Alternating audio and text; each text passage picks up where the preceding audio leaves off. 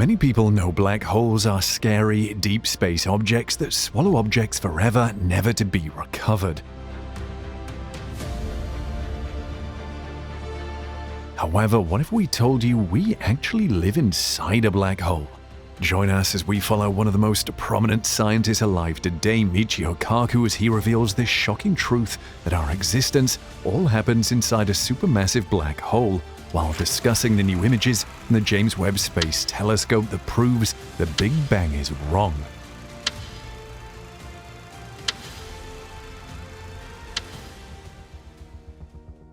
What is something that you believed for a long time and then got shattered to realize it wasn't true? Chances are you might not say answer the Big Bang because it is pretty popular as the explanation of how we got here.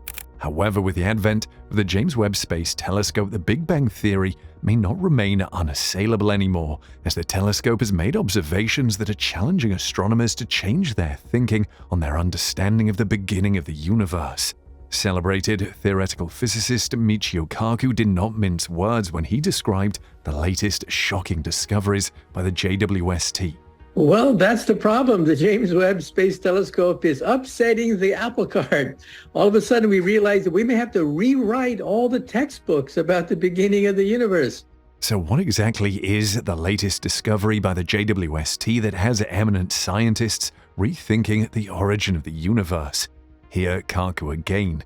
Now, it takes many billions of years to create a galaxy, like the Milky Way galaxy, with 100 billion stars, many billions of years old. But the James Webb Telescope has identified 6 galaxies that exist half a billion years after the Big Bang, that are up to 10 times bigger than the Milky Way galaxy. That shouldn't happen. But then, why is the discovery of half a dozen large galaxies problematic for astronomers describing the origin of the universe? There should not be primordial galaxies that are bigger than the Milky Way galaxy that are only half a billion years old. Something is wrong. We may have to revise our theory of the creation of the universe. The galaxies Kaku is talking about contain tens to hundreds of billions of stars. They emerged when the universe was only 500 to 700 million years old. This is significantly earlier and faster than expected by current models of galaxy formation, which imply that stuff progressively clumped together over time. The puzzle of how these galaxies became so large so quickly may require new physics or new techniques for creating galaxies. The finding of these universe breakers demonstrates that the JWST is providing a new view into the cosmos's early history and evolution. A team of astronomers led by Ivo Labe of Swinburne University of Technology in Melbourne, Australia, discovered the 6 galaxies. They used the first JWST photos, which were released in July 2022 and covered a piece of the sky 100 times smaller than the full moon. The photos were captured with the near-infrared camera NIRCam, one of the JWST's 4 primary instruments. NIRCam can detect light that has been stretched by the expansion of the universe from visible to infrared wavelengths, allowing it to observe objects that other telescopes cannot see because they are too weak or too far away. The researchers discovered roughly a dozen items in the NIRCam photos that appeared exceptionally bright and red. They utilized a technique known as a photometric redshift estimate to calculate the distance between each object based on how much light had been redshifted by cosmic expansion. 6 of the objects exhibited extremely high redshifts, ranging from 9.5 to 11.5, implying that their light is little more than 700 million years old. In comparison, the most distant confirmed galaxy is a redshift of 11.1, and it was discovered in 2016 by the Hubble Space Telescope. Using stellar evolution and population synthesis models, the scientists then calculated how many stars each galaxy would need to emit all of that light. They discovered that the stellar masses of the 6 galaxies ranged from 10 to 100 billion times the mass of our Sun. This is comparable to or greater than the mass of our own galaxy, the Milky Way, which has roughly 60 billion stars and has had more than 13 billion years to grow them. For various reasons, these findings are both surprising and perplexing. First, they imply that these galaxies originated swiftly and efficiently in a short period of time, transforming the vast majority of their accessible gas into stars. This defies the conventional view of galaxy formation, which predicts that galaxies begin small and gradually become larger by merging with other galaxies or accreting gas from their environs. Second, the cosmological theories based on studies of the cosmic microwave background (CMB), the relic radiation from the Big Bang, show that these galaxies have more mass than what was accessible in their regions of space at the time. And third, they show that these galaxies have already produced a large number of old and red stars, implying that they have gone through numerous generations of star formation and chemical enrichment. This raises questions about how stars arise and grow in such young and pristine surroundings. So how can these disparities be reconciled? One possibility is that the measurements or the assumptions underlying them are incorrect. It is possible that these objects aren't galaxies at all, but rather quasars or other sorts of active galactic nuclei (AGN) fueled by supermassive black holes at their cores. AGN can appear incredibly brilliant and red, resembling faraway galaxies. However, this situation appears unlikely because AGNs have often distinct spectral signatures that these objects lack. Furthermore, because supermassive black holes require time to form and accrete matter, AGNs are projected to be rare at such high redshifts. Another possibility is that there is a flaw in the models or theories employed to interpret the observations. It is possible, for example, that these galaxies evolved via a mechanism other than what we presently understand, such as direct collapse or extreme instability. These processes have the potential to produce enormous galaxies in a short period of time without relying on mergers or accretion. Alternatively, these galaxies could be outliers or anomalies that developed under unusual conditions or in rare regions of space, rather than indicative of the general population at the time. More observations with the larger samples are required in this situation to validate their presence and quantify their frequency. Another option, however, is that something is amiss with our cosmology or physics. It's possible that these galaxies provide evidence for novel events or interactions that aren't covered by our normal cosmology model, such as dark matter annihilation or primordial density fluctuations. These factors may have an impact on the volume and distribution of matter in the early universe, allowing for more mass and faster expansion in some places than others. Alternatively, these galaxies could represent evidence for new dimensions or additional forces not included in our current models of physics, such as string theory or modified gravity. These occurrences may have an impact on how light travels across space and time, altering its perceived brightness and redshift. But these are all theoretical possibilities that will require further inquiry and testing with more data and better models. In the coming years, the JWST is expected to give more information about these strange galaxies and their consequences for cosmology and physics.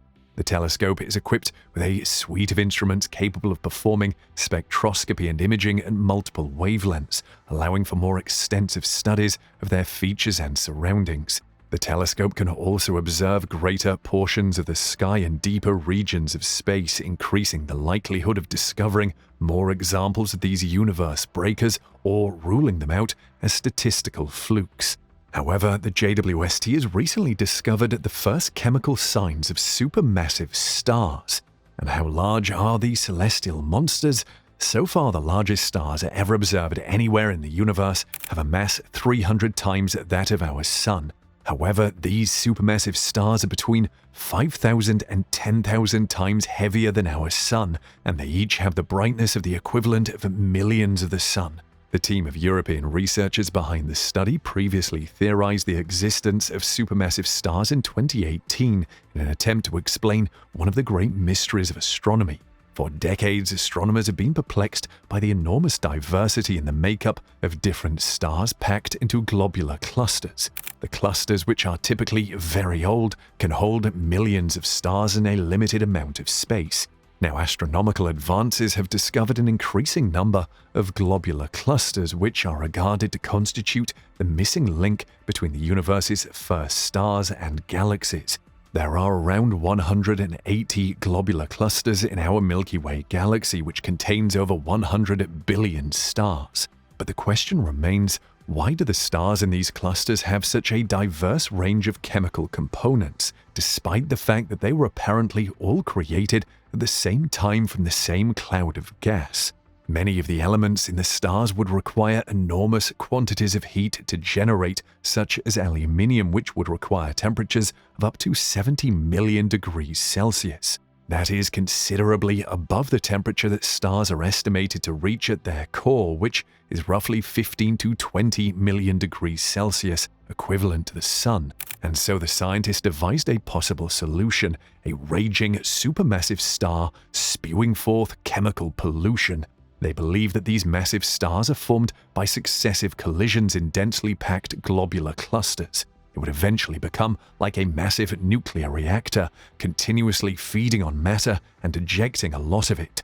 This discarded pollution will then feed young developing stars, providing them with a wider range of chemicals as they got closer to the supermassive giant.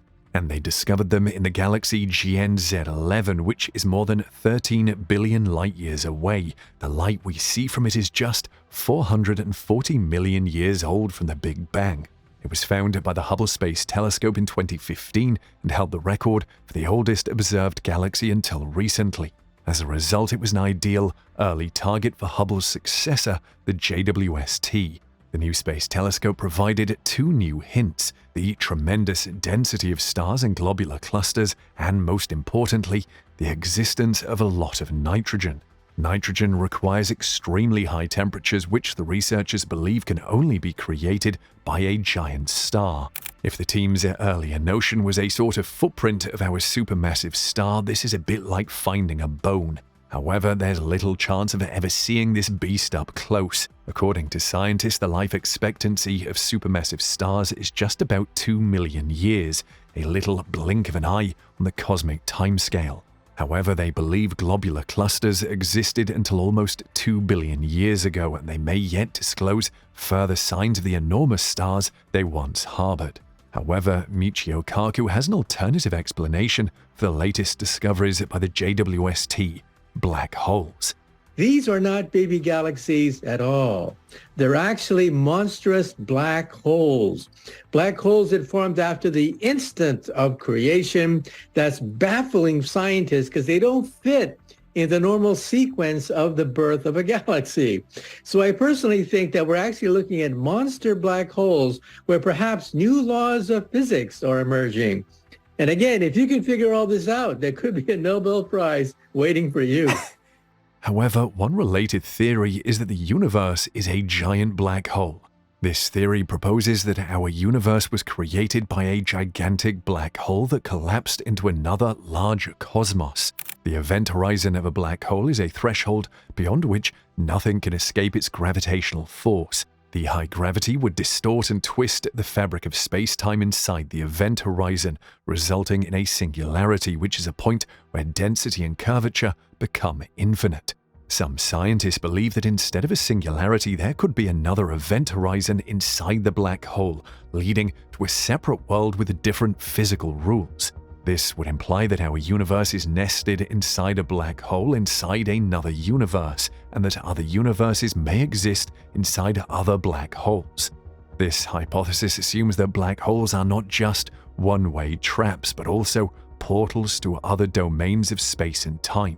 And some theoretical models and mathematical computations support this assumption, but it has not been validated or proven by any observations or experiments. Now, one of the primary objectives of this theory is to answer the question of what occurred prior to the Big Bang, which is commonly recognized as the origin of our universe. The Big Bang theory outlines how our universe arose from a hot and dense state of matter and energy approximately 13.8 billion years ago and has been expanding and cooling ever since. The Big Bang theory, on the other hand, does not explain what produced or triggered this initial condition or what was before it. Many physicists believe that there was no time before the Big Bang because time began at that instant, and thus inquiring what happened before it is, well, useless or senseless. Some physicists, however, are dissatisfied with this response and seek a more profound explanation for the creation of our universe. And one theory is that our universe evolved from a black hole in another universe. This concept was first introduced by Russian physicist Igor Novikov in 1973, and it has since been expanded upon by other physicists such as Lee Smolin, Nikodym Poplawski, and Stephen Hawking. According to this theory, our universe could be one of many that exist within a multiverse, which is a vast array of distinct universes, each with its own set of physical laws. Some of these universes may include black holes capable of spawning new universes. But how is this possible? One way to think about it is to imagine a black hole structure as a hole in space-time. According to Einstein's general theory of relativity, space and time are inextricably linked and may be influenced by the existence of matter and energy. Now, a black hole is an area of space-time where gravity is so powerful that it warps the fabric of space-time, creating a bottomless pit from which nothing can escape.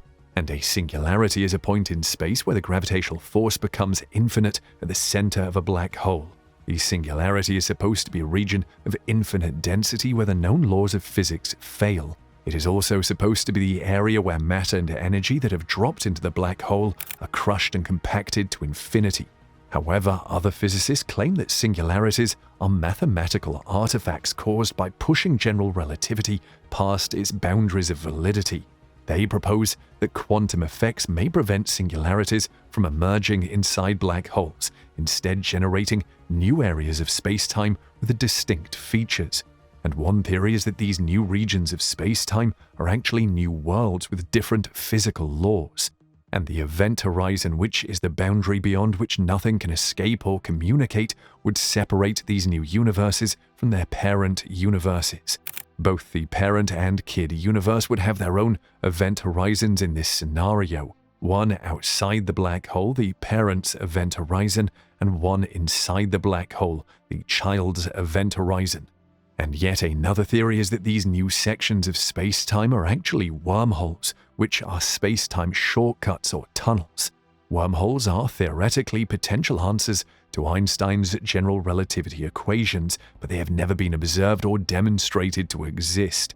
Both ends of the wormhole would be connected to distinct worlds in this scenario. One end would be inside the parent's black hole, the parent's event horizon, and the other would be outside the child's black hole, the child's event horizon. Matter and energy that fall into a black hole in one universe may emerge as a white hole in another. A white hole is the polar opposite of a black hole in that it's a region of space into which nothing can enter but everything can leave. A white hole could serve as a source or seed for a new universe, supplying matter, energy, space, time, and possibly even physical laws. This process has the potential to continue endlessly, resulting in an infinite hierarchy or network of universes within universes within universes. Each universe has its unique history, evolution, structure, makeup, and fate. Some worlds would be similar to ours, while others may be vastly different. Some universes may be older than our own, while others may be younger. Some universes may be isolated from others, while others may interact or collide. And this theory has some compelling aspects, such as providing a natural explanation for why our universe exists, how it was created, what it is made of, and what it will become. It also offers a possible solution to some cosmological puzzles, such as why our universe has lower entropy, why it has fine-tuned physical constants, why it has an inflationary expansion, why it has dark energy, why it has dark matter, why it has baryon asymmetry, why it has large-scale structure, why it has cosmic microwave background radiation, why it has primordial gravitational waves, why it has quantum fluctuations, why it has quantum entanglement, and so on. This theory, however, faces numerous difficulties and objections, including being highly speculative, untestable, unfalsifiable, incomplete, inconsistent, paradoxical, circular, ad hoc, anthropic, metaphysical, and so on. Here are some of the challenges and criticisms. How can we put this theory to the test or verify it? How can we view or communicate with universes outside of our own? How can we tell the difference between different sorts or degrees of universes? How can their properties or parameters be measured or compared? Do you think we live inside a black hole? Let's hear your thoughts in the comments section below.